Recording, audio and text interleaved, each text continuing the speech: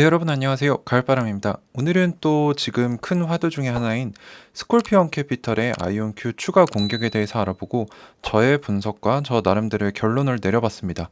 그래서 부제는 이젠 웃기지도 않다. 뭐 대충 어떤 내용인지 유추가 되시죠? 네, 끝까지 같이 보시면 좋을 것 같습니다. 좋은 내용들이 많고 이렇게 공부하고 이렇게 생각하는 것이 좋다라는 저의 방법론을 좀 같이 배우시면 좋을 것 같습니다. 네, 우선 첫 번째 공격입니다. 스콜피언이 뭐라고 주장했냐? 아이온큐는 한국인 밈 주식처럼 움직이는데 한국인 밈 주식이기 때문이다. 그리고 2분기 어닝 발표에서도 사기극을 계속했는데 뭐가 사기냐? 유료 고객인 에어버스를 중요한 아이온큐 투자자로 공개하는데 실패했다. 에어버스에 대한 뭐 계약이 나온 것도 없고 이런 보고서에 나온 것도 없다. 뭐 이런 식으로 얘기를 하면서 밑에 어떤 자료를 첨부했냐면은 이건 이제 GE와의 계약에 대한 이들의 주장입니다. 무슨 내용이냐면 아이온큐의 피터 체프만 사장님이 GE 쪽에 1억 원 내외의 금액을 주고 아이온큐와 계약을 체결하도록 했다라고 스콜피언이 전직 아이온큐 직원을 인터뷰했다라는 내용인데 뭐 큰 돈은 아니지만 이렇게 다른 사람들에게 돈을 주면서 계약 체결하는 건 처음 봤다.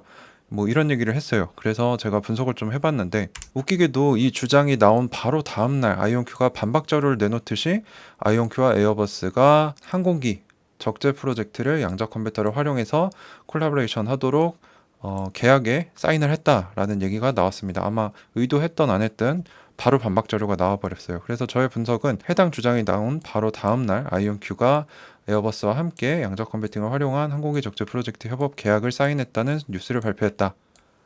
그래서 어떤 걸 하냐?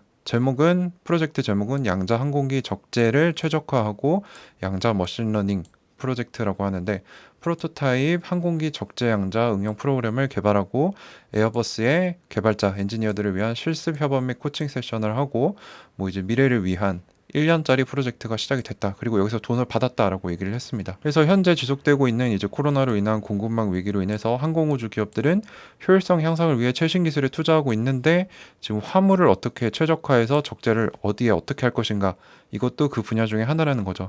그래서 이 아이온큐와 에어버스는 양자 컴퓨터를 기반으로 해서 더욱 스마트한 알고리즘을 개발해서 항공기들의 화물 분배 최적화를 해서 비용 절감을 하겠다라는 목표로 이 프로젝트를 시작했다고 합니다. 그리고 장기적으로 에어버스는 양자 알고리즘을 활용해서 연료 소비 감소, 그리고 공기 역학 개선, 최적화된 궤적 등등 다른 분야에도 아이온큐의 양자 컴퓨터를 갖다가 활용을 하겠다. 다른 영역도 개선하기를 희망하고 있다라고 발표를 했습니다.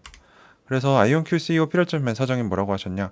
항공우주 산업이 팬데믹의 지속적인 영향을 탐색하고 공급망 장애를 극복하기 위한 새로운 방법들을 모색하고 있는데 에어버스 아이온큐가 협력을 해서 개선된 항공기 탑재 기능을 개발하기 위한 양자 도구 및 전문 지식을 이제 에어버스와 협력해서 연구하게 됐다. 그래서 1년짜리 프로젝트를 하는데 현재 초기 단계이긴 하지만 앞으로 뭐 이런 항공우주 기업과도 할 일이 많다.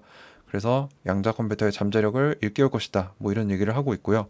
에어버스 쪽에 이제 연구 및 기술 부사장은 뭐라고 했냐? 최적화는 항공 분야에 있어 아주 중요하다라는 거죠. 그래서 이 목표를 달성하기 위해 양자 컴퓨팅의 잠재력을 활용하게 돼서 기쁘다. 그래서 피터 챕맨 사장님이 2분기 실적 발표 때 구체적으로는 머신러닝 쪽에서 제일 먼저 이제 양자 우위 그리고 돈이 되는 사용 사례들이 나올 것이다라고 했는데 아마 이 에어버스와의 프로젝트에서 나오지 않을까 그거를 이제 힌트로 주신 것 같아요. 그래서 이 스콜피온 캐피털의 공격 첫 번째에 대한 저의 팩트 및 결론은 뭐냐? 아이온큐는 2분기 실적 발표에서 에어버스와 페이드 컨트랙트, 이제 유료 계약을 맺었다라고 했는데 바로 2일 후에 이것에 대한 보충 설명으로 12개월짜리 협력 프로젝트를 발표했습니다. 근데 정확한 계약 금액은 공개하지 않았습니다. 아마 크지 않기 때문에 그런 것 같아요.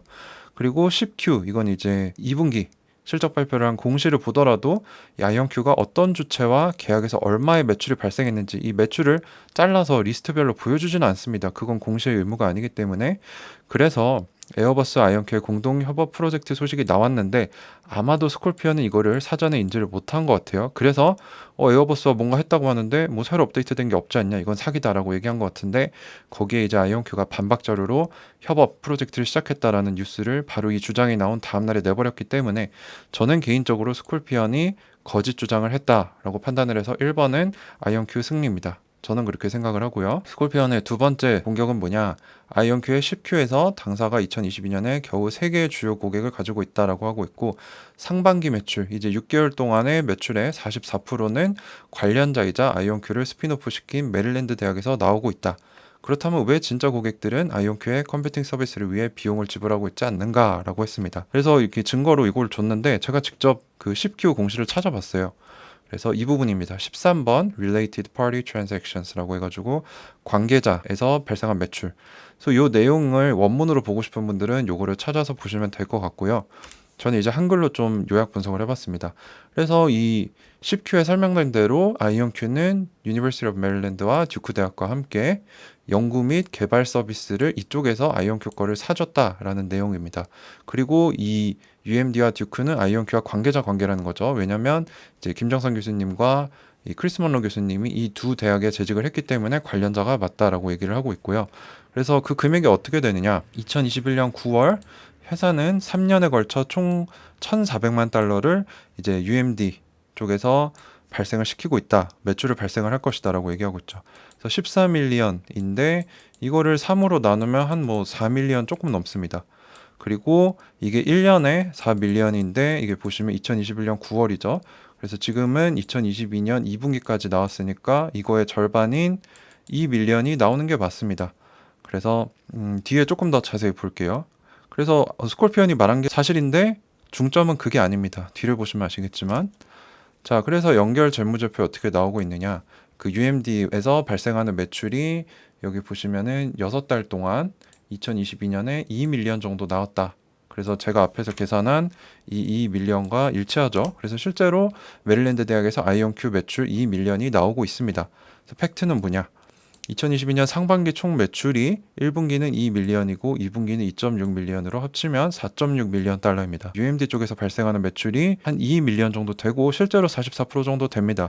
그리고 나머지 고객들에서 발생하는 매출이 2.6밀리언으로 한 57% 정도 돼요. 그래서 스콜피언이 주장한 건 맞지만 여기서 중점이 뭐냐? 이제 우리가 알아야 될 것은 이런 헤지펀드, 공매도를 치는 기관들은 사실을 가져와도 중점을 흐트려서 이제 투자자들을 헷갈리게 해서 주식을 팔게 만드는 게 목적입니다. 그리고 자주 사실을 왜곡하기도 하죠. 그래서 이건 사실을 가져온 건데 중점이 잘못됐다는 겁니다. 결론은 so what입니다. 그래서 뭐 어쩌라고.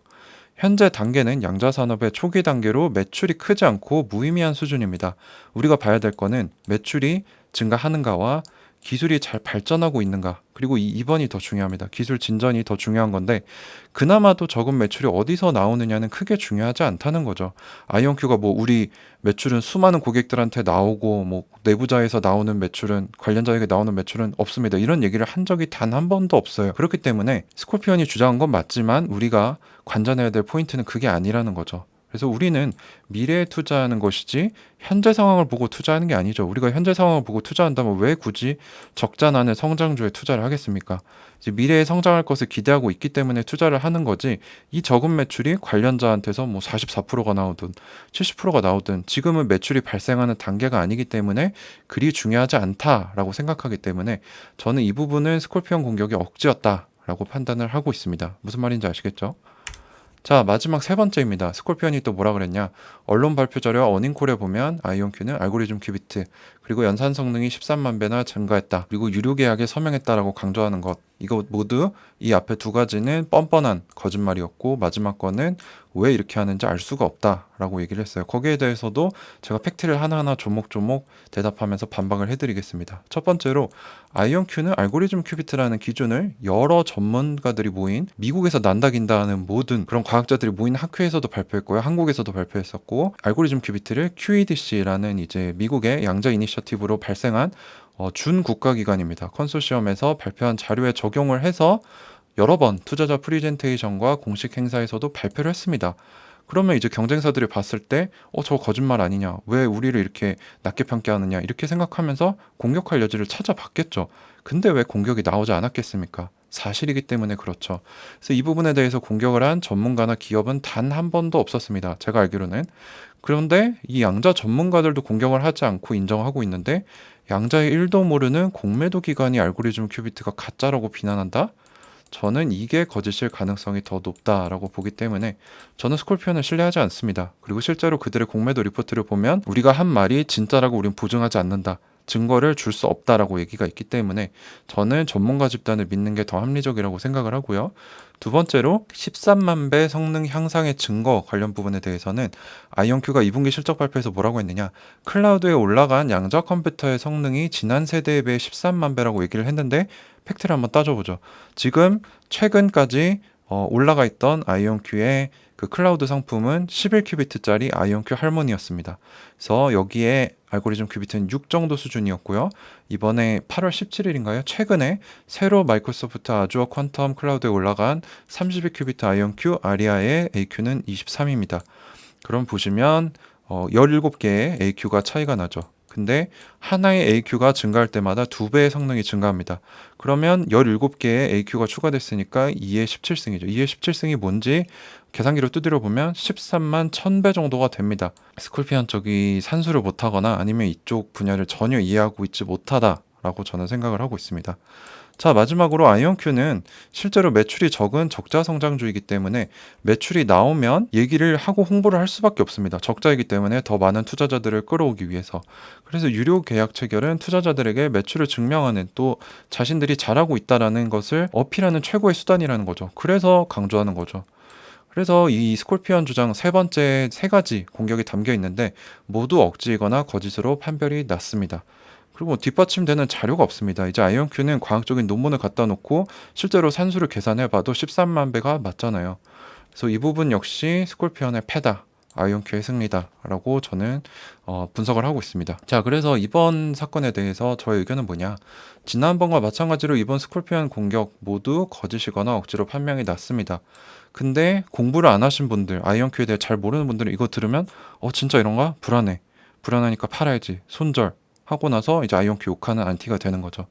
이게 얼마나 안타까운 일입니까? 저처럼 1년 정도 공부하면서 진짜 내부자만큼 알 정도로 수많은 인터뷰, 뭐 언론에 나오는 뉴스, 그리고 실제 김정선 교수님 오신다고 해서 가서 만나고 임원들과 인터뷰도 얼마 전에 했었죠. 이 정도로 공부를 해야만 확신이 생기고 손실을 남에 의해서 보지 않는다는 겁니다. 그래서 스스로 공부하지 않고 확신이 없다면 언제나 손실이 날 수밖에 없어요. 이번 공매도 리포트가 나왔을 때도 많은 분들이 공부해보지 않고 그걸 나왔다는 사실만으로도 이거 불안하다 하고 팔아버리신 분들이 너무나도 많고요. 고통스러워하시는 분들도 제가 많이 봤는데 너무 안타깝습니다. 이 공매도 리포트를 보면 이 페이지에 뭐라고 있냐면 디스클로저라는 게 있습니다. 읽기 전에 꼭 알아둬라 라는 얘기가 있는데 거기 뭐라고 있냐, 우리 스콜피언은 주가가 떨어지는 데서 발생하는 이익을 얻기 위해 공매도를 한 상황이다. 그러니까 자기들한테 유리한 자료들을 내겠다라는 얘기죠. 그리고 이 리포트는 정보성의 목적이지 해당 주식에 대한 투자 조언이 아니다. 참고만 하라 라는 소리고요. 무엇보다 여기를 보면 스스로 공부해보고 매매를 해라 라고까지 얘기를 하고 있습니다. 그리고 마지막으로 스콜피언이 뭐라고 했냐, 우리는 이 리포트에 있는 그 어떠한 주장에도 명확한 진짜라는 증거를 줄 수 없고 우리가 인터뷰한 전문가 또는 소위 아이온큐 전직 직원이 누구인지 실명을 줄 수 없다라고 적혀 있습니다. 이게 무슨 말입니까? 우리가 거짓말해도 너희는 모를 거야 라는 얘기죠. 근데 어떻게 이런 공매도 리포트를 보고 손절을 한다? 그거는 애초에 투기를 한 거죠. 그렇기 때문에 저는 좀 안타깝고요. 저는 한 주도 팔지 않고 계속 매집을 하고 있다라고 말씀을 드렸습니다. 자, 그래서 제가 드리는 조언이 뭐냐, 공부가 자신이 없다면 분산 투자나 지수 추정 ETF를 하는 것이 최선의 전략입니다. 가장 이길 확률도 높고요. 근데 저처럼 집중 투자를 하기 위해서는 해당 기업에서 나오는 모든 정보를 알아야 되고요. 내부자만큼 알 정도로 꿰차고 있어야만 가능한 거기 때문에 공부할 시간을 넣지 않으시거나 자신이 없으신 분들은 아이온큐 사지 않으셨으면 좋겠습니다. 자, 그래서 이 분산 투자, 집중 투자 어떤 사람이 해야 되는지를 말씀을 드렸고, 주식 바닥은 제가 여러 번 말씀드렸지만 내 돈을 호시탐탐 노리는 적들이 가득한 전쟁터입니다. 그래서 내 돈은 내가 공부해서 스스로 지켜야지 남한테 의지하면 안 되고요. 뭐 남이 뭐라고 얘기했다고 거기에 흔들리면 절대 안 되고, 자기만의 철학을 세우고 공부를 하고 그릇을 넓혀서 그 그릇을 채우는 오랜 시간을 견딜 수 있어야만 10배거를 낼 수 있고 큰 수익을 낼 수 있다라고 저는 말씀을 드립니다.